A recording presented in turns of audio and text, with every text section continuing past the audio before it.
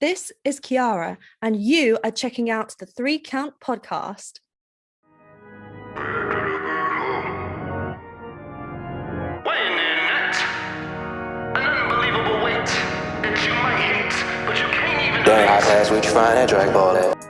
Welcome everybody to another great edition of the 3 Count podcast presents Now Entering the Ring. I'm your host, Clifford Red Dog Miller. You know, the man that leads you up this mountain called wrestling. Most people would just call me your Sherpa, but you know what? It is what it is. But like every good Sherpa, you got to have yourself a person who's been there, done that, and can show you a more efficient way going up the mountain. And so it's never about me. It's always about who's entering the ring. And today you see this man at Code Red, you can see this man at C3W, and you can find this man at Asylum. He is not going to be seen because he understands the rules of the luchador. So give it up for El Gigantor. Hey, what's up, everybody? What's up, man? Thanks for coming on. Oh, yeah, thanks for having me. Of course. Man, it's fun because like getting to work with you and train with you, and you know, it's fun, man. I always end up like learning something new. It's pretty cool. Yeah, you teach me stuff too, for sure. So we're gonna hop right into it, bro. One, I just want to say thank you for coming on our show, and two, who is El Gigantor? Well, is this kayfabe? It's kind of blended, like a little bit of both. You know what I mean? Like, Okay. you don't have Well, to say everything, but so honestly, El Gigantor is pretty much just me. Like I'm El Gigantor, but I think that works because, and this is gonna sound not cocky, but it might come off the wrong way. But I think I'd like to think I'm an interesting person. I have a lot of interests. I'm slightly above average at most of those interests. Like, for example, I play a lot of video games. I got a YouTube channel. I'm got a Twitch. So that's something I like to dip into. I have an amateur wrestling background, a jiu-jitsu background. So like I like to use that in the ring and kind of throw that in there. And like my character is a lot, it's like I get serious when I'm in the ring. Like I'm ready to win. I'm ready to, whoop some ass. But when I'm out of it, I like to have fun with the fans. At the end of the day, I look at it, I'm here to entertain everybody who bought a ticket, whether that's while they're waiting for the show to start, intermission. And some people don't like that. Like I've heard, people say, keep the separation if you want to be a star because you don't want to be one of them. But honestly, I kind of am one of them. I've been a wrestling fan my whole life. I didn't even know about the indies until I was in wrestling. Like I didn't know the indies was a thing when I was a kid. I wish I did because it's awesome to have affordable shows to go to, get to see people you might get to see on TV one day. And so, yeah, I feel like I owe the people paying, not necessarily maybe to see me personally, but I'm on that show. They paid a ticket. So I'm going to do my best to have them remember me. that's kind of wild that you said that. Like people have told you not like to keep everything separate. It's not me. It's not they've told me directly. I watch a lot of seminars online. I try to, listen to podcasts of people who've been there, done that, and just, get an idea of what works, what doesn't work, try to learn as much as I can. And that's something that's come up a few times. And, I talked to, our trainer, Nick, or excuse me, Sicken, about it. And, he agrees that at the end of the day, we're trying to sell merch too. And not to like get into the details of money, but a lot of times I sell most of my merch before I even wrestle because I'm walking around, I'm talking to people, I'm, having actual conversations with people, and people appreciate that. And I think the thing with the mask is you don't have to ask if I'm a wrestler. It's obvious. Like it's a look, and the mask makes me more approachable to kids, not that I'm, terrifying or anything, but, and when I'm a heel, I kind of have a baby face. So when I'm a heel, it makes it easier to like disassociate me and make me scarier. So it kind of works both ways. Yeah, no, I can definitely see that point. But yeah, I do find it interesting because I know people like you know, like Austin Creed or even like Kofi Kingston, Biggie, those guys, you know, Adam Cole, like for instance, like they all have their YouTube channel. They all very successful, and they all, guess what? It's just them, like just them being them. So I feel like trying to say keep separated. I feel like, I mean, if you have a shtick, man, stick to your shtick and like rock that shtick out. Is Yeah, that for right? sure. Would you say it like that? I hope not, because someone out there is going to be like, "What did he say about his shtick?" And be like, first of all, don't get it twisted. That's not how this works. Um, so what got you into the sport though? Uh, well, watching it when I was a kid. So pro wrestling led me into amateur wrestling, which led me back into pro wrestling. So it all kind of worked around. Like I thought amateur wrestling was going to be pro. I started wrestling like amateur when I was a kid. I was like fifth grade when I started. So like going into it, I thought, you know, I'm going to be doing what everybody's doing on TV. There's a ring, it's a 3 count. I was ready to go in there and win. But yeah, it's not. It's points. But honestly, I love amateur wrestling just as much as I love pro wrestling. I'm a grappler at heart, whether it be pro wrestling, jiu-jitsu, amateur. I'd even do judo if somebody wanted to roll on judo. I don't know what I'm doing. It's wild, man. Like, you know, you wouldn't believe like how many people I've got to like just sit down and chat with. And the number one thing that people talk about is that they've had that amateur background in wrestling. And it's cool because like I myself had an amateur background in wrestling, and you know, I went to college and wrestled and on the NAIA level. And I think about it all the time that like if you have a good amateur wrestling background, you didn't have to, I would say a fair amateur wrestling background, you tend to pick this up pretty quick. Yeah. At least the moves. Like the Yeah. moves, that all came really easy to me. Like the moves are that's the easiest part of this for me. Like, and I mean, not to say anything's easy, but like I just mean, you know, for me, the hardest thing getting down was like just not necessarily the moves, but just remembering to make the moves bigger and to like try to just make everything bigger, like theatrics. Try to add theatrics to every little thing. And it just everything builds up over time. And you know, storytelling, like psychology, for the longest time, when somebody you always hear, you know, wrestling psychology. For the longest time, I had no idea what that meant. I was like, psychology. I thought it was like, and I mean, I guess it's a bunch of different things. It kind of is how you like the story you're telling, the little moments that lead up to, you know, the big finish that you try to make it make sense. But what I've also learned is it's also like how to read the crowd too, and how to like kind of dictate them in a way. Like I've heard a lot recently just listening to like podcasts, like I said, like you hear the greats say, "Oh, this guy's like a conductor," and the audience is like the orchestra or whatever. I don't know what kind of conductor they were talking about, but you get the point. Yeah, no. I definitely understand. It depends on like the person that you get in the ring, right? So if you like currently, right, if you had like a Seth Rollins, Edge, Adam, Adam Cole, you know what I mean? You talk about like Johnny Gargano, Tommaso Ciampa. Those guys like know how to convey like emotion and draw that out of like the crowd and like get them either really, really hyped or just really, really down. But either way, man, they know how to play off those emotions like so well. So I feel like it's a fair statement when you're like, hey, you know, they're really good conductors. And if you look even previous to that, right?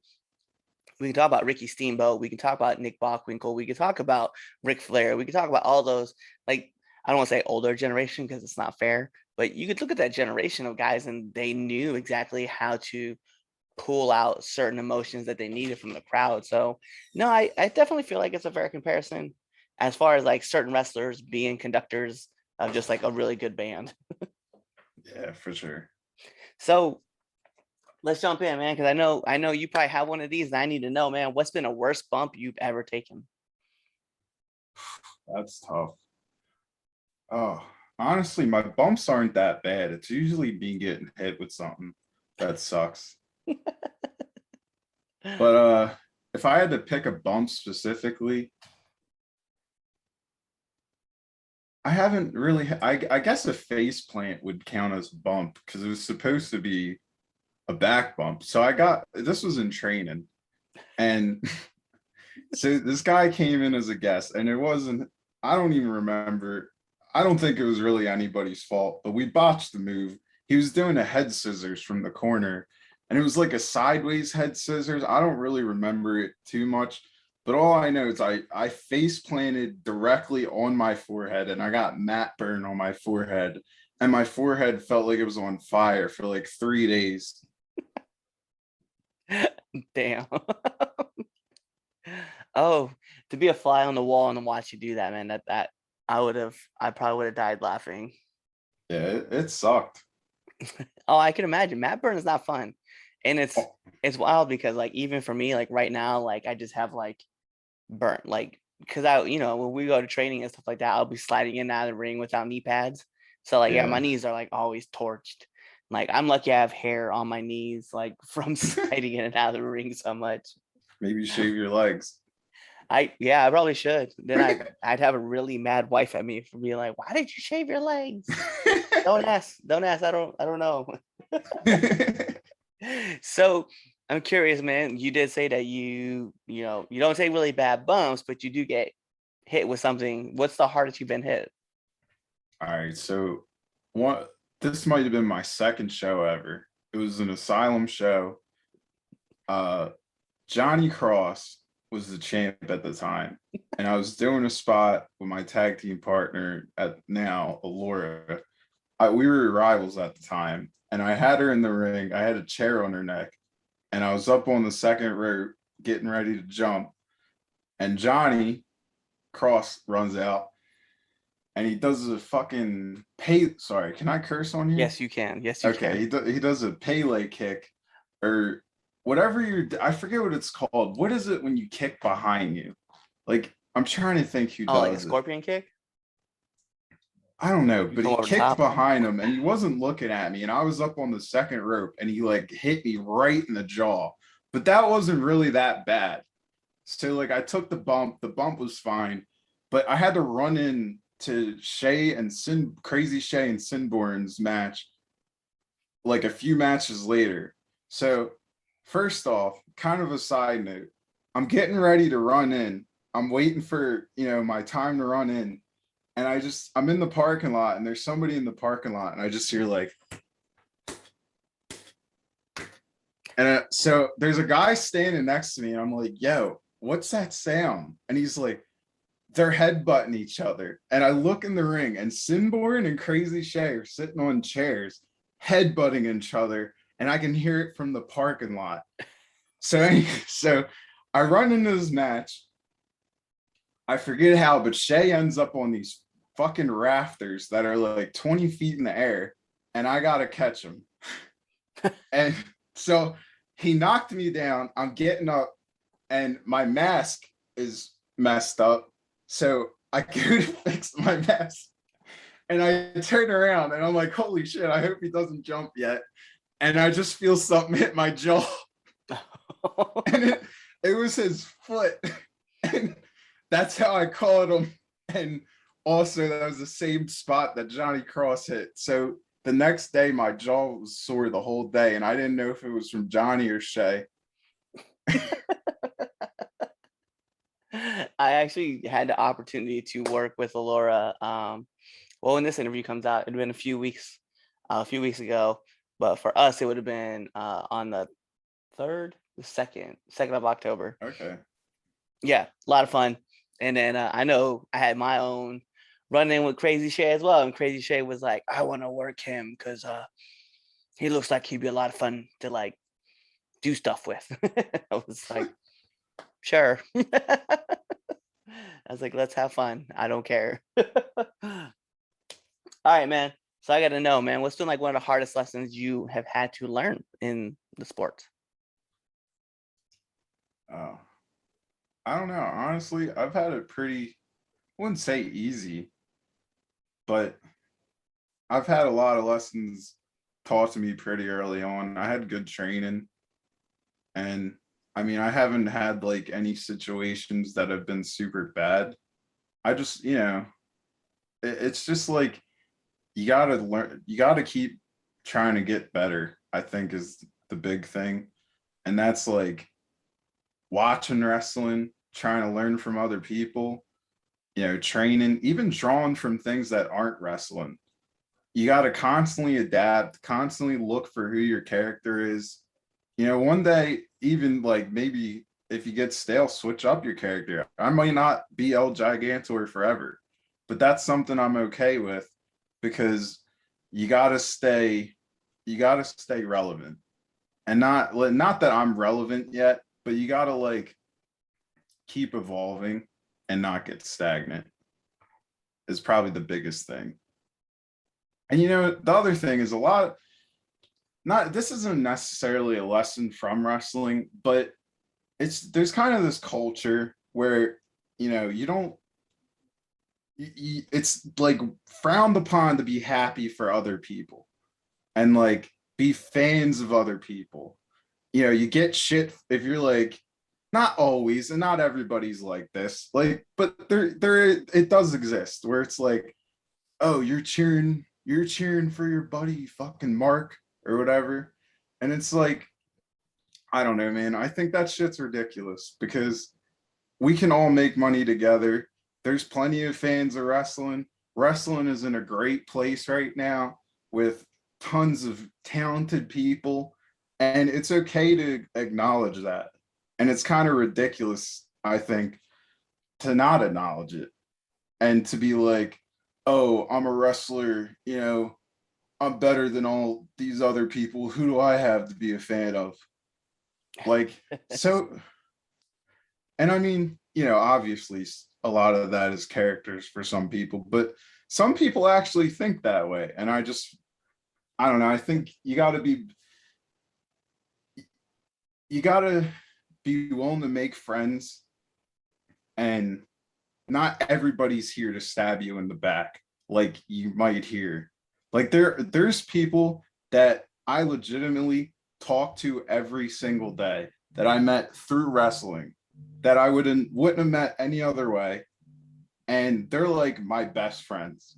So like, I don't know. I just think that stigma needs to be gotten rid of. And times are changing, and it's time that the time changes. I don't know how else to put it.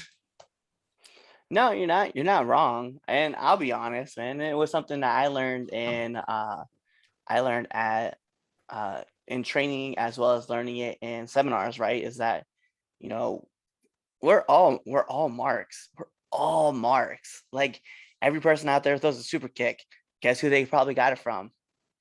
Yeah, Shawn Sean. White. Yeah, exactly. He's like, so everybody here is a mark, and you're always going to be a mark. And people use that terminology like in such a negative fashion. Trust me, I'm one of those guys. I'm well aware of like who I'm working with. Every person I've had on this show, I've legitimately went out and I was like, I want to talk to you. So I am a huge mark, and we're at 176 episodes, man. Yeah, Oh, nice, man. every person I brought on, I was like, I want to talk to you, or I want to talk to you again, or I want to talk about this promotion, or I want to talk to this promotion. I have legitimately, yeah, no, mark out, and I goes Yeah, for for people out sure. there. Like I'm turning, I'll be 37 next year. Mark out, like just be a fan of who you want to be a fan of. Like I have a drawer legitimately right next to me of everybody's t-shirts.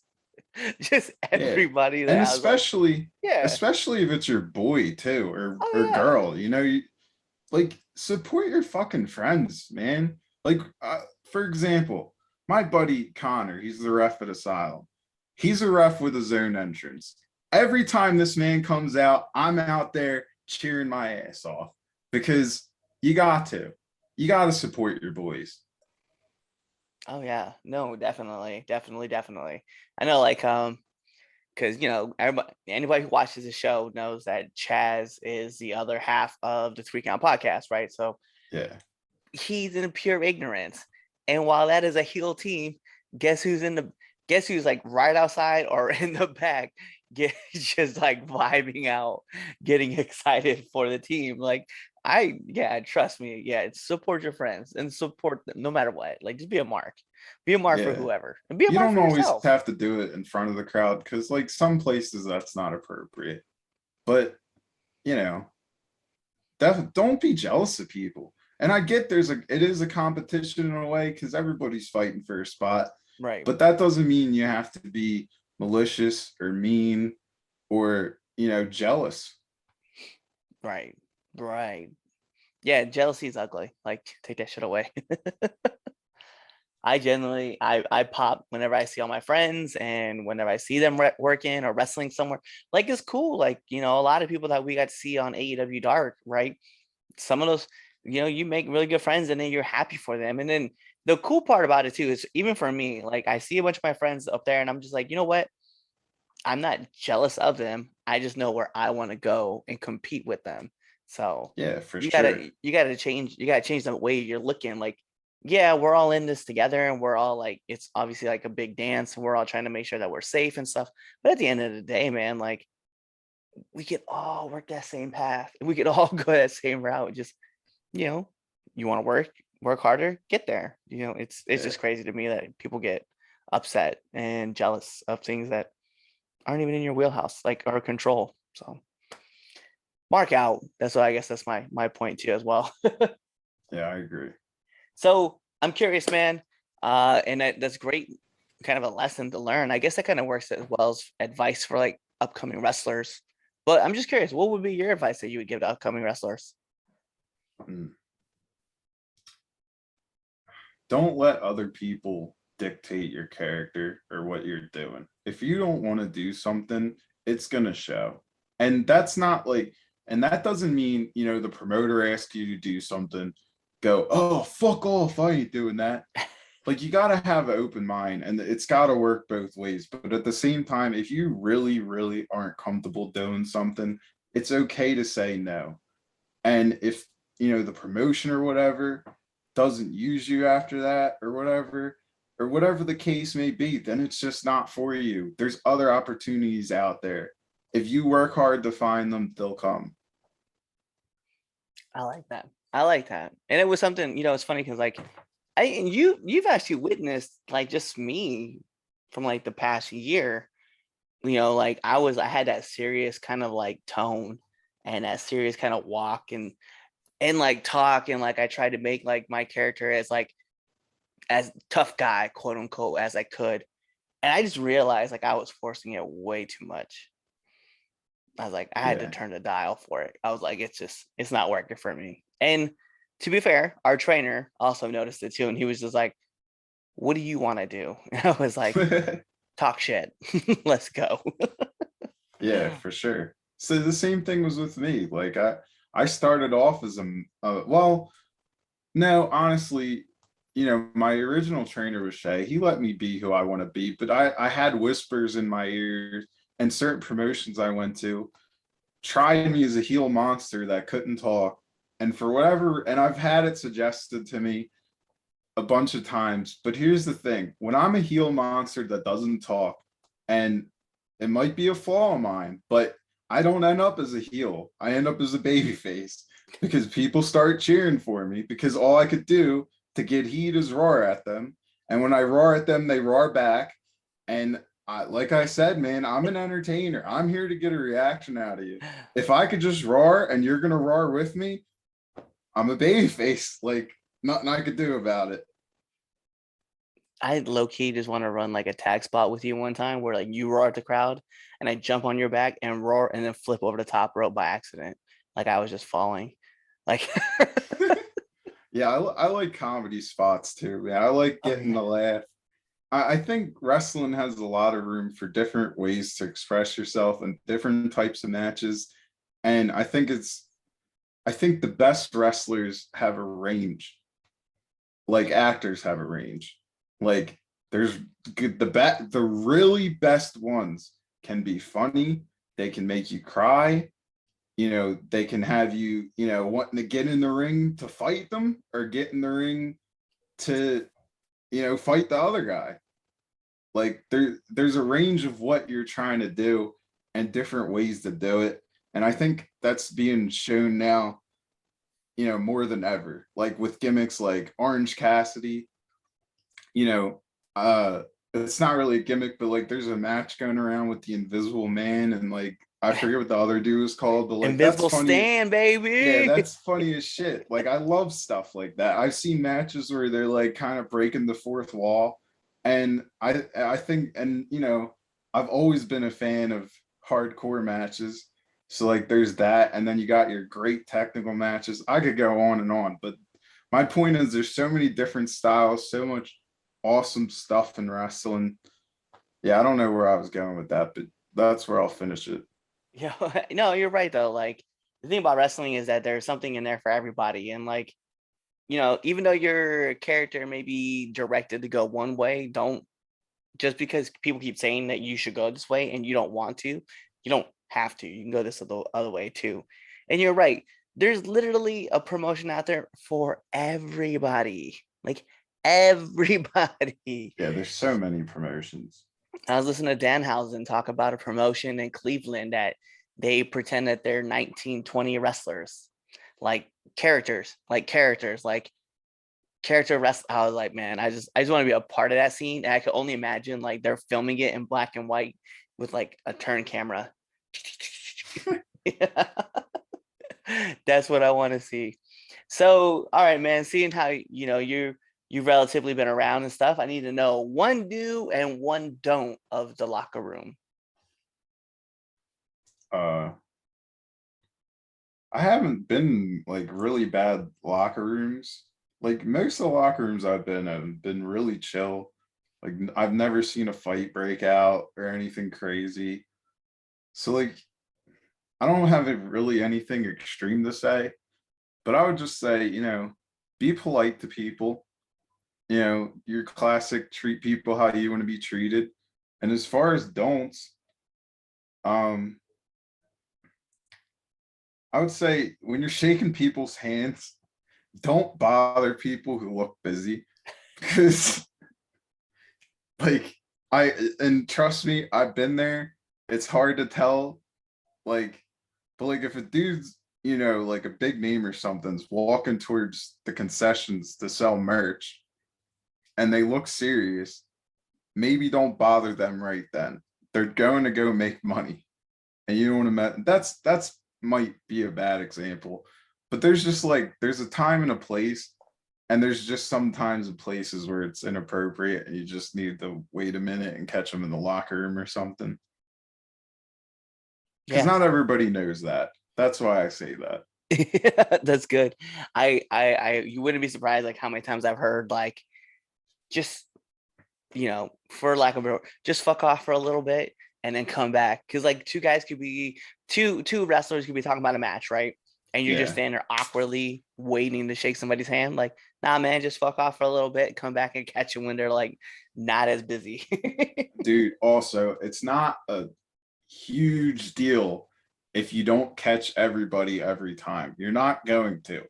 It's really hard because people are putting match togethers. Not everybody shows up at the same time. People leave at different times. Like not most people aren't going to take it personally as long as you're making an effort. And what I recommend is just try to have a conversation with everybody if you can. Not so much shake their hand. That kind of leads to it, but like I don't know. That I think that's pretty much it, really. You're right though. You're right. You're right. You got it down, man. So those are like my heavy hitting questions, but we do have the second best segment in all of the three count podcasts, the three count podcast segments. And what is the first you may ask yourself? It's easy. It's the Red Dogs Power Rankings that you can find every Sunday on our debate shows. So with that being said, this is time for the three count podcast, 10 count questions. And Mr. Gigantor, this is how it works. I'm going to fire off 10 questions at you rapid fast. Whatever's your first answer, that's your answer. All right. All right. So Sounds we're going to simple. put on an imaginary timer for added pressure. Bing. And here we go. SmackDown or Raw? SmackDown. Favorite movie? Shaun of the Dead. King Kong or Godzilla? I come out to Godzilla by Blue Oyster Cult, so I gotta say Godzilla. Favorite color? Blue. But it's like a certain shade of blue, just to be clear. It's like diamonds in Minecraft. Like think that color, but the ore. Yeah, got you. I got you. Marvel or DC? Marvel. Favorite song? That's tough. Uh oh shit. That's really I know there's a timer, but that's a tough one. Well, we're waiting for your answer. Just fire off one. I guess it's gotta be something Hobson, probably. Okay. Fly by Hobson. Okay. There we go. All right. So the big question, man. Ray Phoenix or Rey Mysterio? Who's got the better mask? Oh, better mask. I don't know, but I gotta say Rey Mysterio, just because Rey Mysterio is the reason I got into wrestling. So like, I kind of owe it to him. All right. Favorite podcast?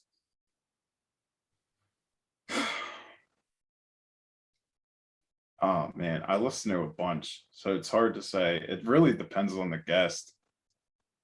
I guess I'd have to say Joe Rogan, but I mean, not always. Like, not that I don't like Joe Rogan. It's just there's other podcasts with really good guests. Like, just to give some honorable mentions, All the Smoke's really good. I like JJ. I'm a huge Philly fan, so love JJ Redick's podcast. Um, Mike Tyson has a podcast that was pretty dope. Yeah, that's a couple. I'm happy with naming them. Okay. Okay. And then nominate one person that you want to see on this podcast. Well, it's a wrestler, right? Sure. I'm saying because it's entered the ring. I mean, I guess it doesn't matter. Uh, I would say, have you ever met Johnny Malloy? No. He's a good interview. There we go. And then last but not least, my favorite question to ask every single person who comes on this show.